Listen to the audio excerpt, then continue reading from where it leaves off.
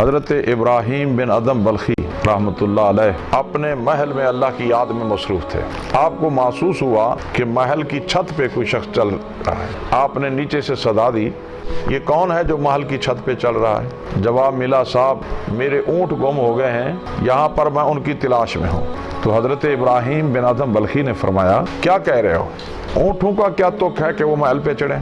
اور یہ کیسے ہو سکتا ہے کہ آپ اپنے اونٹ جو باہر گم ہوئے، جنگل میں گم ہوئے، ان کی تلاش آپ محل پہ کر رہے ہیں؟ جواب ملا، اگر اونٹ محل پہ نہیں مل سکتے تو اللہ کی ذات بھی محل کے اندر بیٹھے تخت و تاج میں بیٹھے عبادت کیے نہیں مل سکتی۔ اگر ہم نے اونٹوں کو جنگلوں میں تلاش کرنا ہے تو آپ بھی اللہ کی ذات کو، اپنے پروردگار کو محل سے نکل کر تلاش کریں۔ یہ رات کا واقعہ گزر چکا، دن کو آپ تشریف لے گئے، اپنے کچہری عدالتی معاملات کے سلسلے میں آپ تخت پہ جلوہ افروز رہے۔ دوپہر کو تھکاوٹ محسوس ہوئی تو آپ نے اپنی خادمہ سے فرمایا، کنیزہ سے فرمایا، جاؤ میرے لیے بستر تیار کرو۔ آپ کی کنیزہ آپ کے لیے بستر تیار کرنے کے لیے باغ میں گئی۔ وہ معمول کے مطابق اس نے سیج بچھائی، اوپر پھول بچھائے، بادشاہ کے بستر کو تیار کیا۔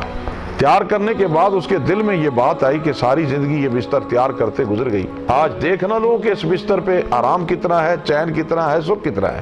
کنیزہ بستر پہ لیٹ گئی، تھکی ہوئی تھی، نیند آ گئی۔ اتنے میں بادشاہ سلامت بھی تشریف لائے، حضرت ابراہیم بن ادم بلخی۔ آپ کو یہ کیفیت دیکھ کے بڑا غصہ آیا۔ آپ نے اس کے جسم پہ ایک کوڑا، دوسرا، تیسرا کوڑا مارا، وہ اٹھ کے بیٹھی، پہلے روئی پھر اس کے بعد مسکرانے لگی۔ بادشاہ کو اس کی دونوں کیفیتیں بڑی عجیب لگیں۔ اس نے کہا، تیرا رونا تو سمجھ آتا ہے کہ تجھے درد ہوا ہوگا، تکلیف ہوئی ہوگی، لیکن اس وقت اتنی مار کے بعد تیرا مسکرانا، ہنسنا، یہ میری سمجھ سے بالاتر ہے۔ کنیزہ نے کہا، بادشاہ سلامت اس بات کو رہنے دیجیے۔ اس نے کہا، نہیں یہ بتانا ہوگی۔ کہا، پھر جان کی امانت دیتے ہیں تو پھر میں بتا دیتی ہوں۔ بادشاہ نے کہا، تجھے جان کی امان ہے، بتاؤ۔ کہا، بادشاہ سلامت میں یہ سوچ رہی تھی، میں تو چند لمحے میں نے اس بستر پہ گزارے ہیں، مجھے اتنی مار پڑی ہے، جس نے ساری زندگی اس بستر پہ برباد کر دی ہے، پتہ نہیں اس کا حشر کیا ہوگا۔ رات کا واقعہ بھی بادشاہ کے ذہن میں تھا، دل میں تھا، وہ گھوم رہا تھا، لیکن جس وقت کنیزہ کی یہ بات سنی، فوراً بادشاہ کے مزاج میں، طبیعت میں وجدانی کیفیت طاری ہوئے، رجوع اللہ ہو گیا۔ فوراً کہا کہ اے ابراہیم، تو نے ساری زندگی غفلت میں بسر کر دی ہے، اب تجھے اپنے مالک کو راضی کرنا ہوگا۔ تخت و تاج چھوڑ کر حضرت ابراہیم بن ادم بلخی جنگل اور بیابان میں نکل گئے، عبادت کرتے کرتے خالق کائنات کی قربت تک پہنچ گئے۔ ایک دن آپ کے وزیر، مشیر، ارکان سلطنت وہاں سے گزرے تو دیکھا کہ حضرت ابراہیم بن ادم بلخی جو ہیں وہ دریا دجلہ کے کنارے بیٹھے ہیں اور سوئی سے اپنا کپڑا سی رہے ہیں۔ انہوں نے طنزیہ انداز میں کہا، بادشاہ سلامت تخت و تاج تو آج بھی حاضر ہے، اور آپ چھوڑ کر کیا پچھتائے نہیں ہیں؟ آپ نے اپنی اس زندگی کو نہیں دیکھا کہ کس طرح آپ تخت و تاج چھوڑ کر آج درویشانہ زندگی میں موجود ہیں؟ بادشاہ نے ان کی بات کو سن کر جس سوئی سے اپنا کپڑا سی رہے تھے وہ دریا میں پھینک دی۔ کہا، اپنے لشکر سے کہو کہ یہ نکال کے لیں۔ فوج داخل ہوئی، اب دریا میں گئی ہوئی چھوٹی سی سوئی کہاں مل سکتی تھی؟ بادشاہ نے کہا، ابراہیم ادم بلخی نے فرمایا کہ اب تم میرا حکم دیکھو، میری اس درویشی کی طاقت اور پاور دیکھو، اللہ کی قدرت کے نظارے دیکھو۔ آپ نے فرمایا، مچھلی اور سوئی پیش کرو۔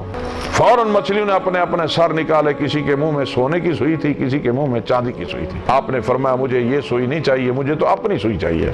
آپ ذرا غور کریں اور فکر کریں، دریا میں عام سوئی گری ہوئی کب ملتی ہے؟ ایک مچھلی نے اپنا منہ باہر نکالا، وہی سوئی من و ان آپ کی خدمت میں پیش کی۔ تو آپ نے وزیروں اور مشیروں کو دکھا کے کہا، بتاؤ سلطنت وہ تھی، حکمرانی وہ تھی، بادشاہت وہ تھی یا یہ تھی؟ آپ نے فرمایا، تم جانتے نہیں ہو، یاد او سرمایہ ایمان بود، ہر گدا از یاد او سلطان بود۔ اللہ کی یاد ایمان کا سرمایہ ہے، اور جسے اس کی یاد مل جاتی ہے اللہ پاک سلطنتیں انہی کو عطا کر دیتا ہے۔ اور فرمایا، اگر یاد او مونے سے جانت بود، ہر دو عالم زیر فرمانت بود۔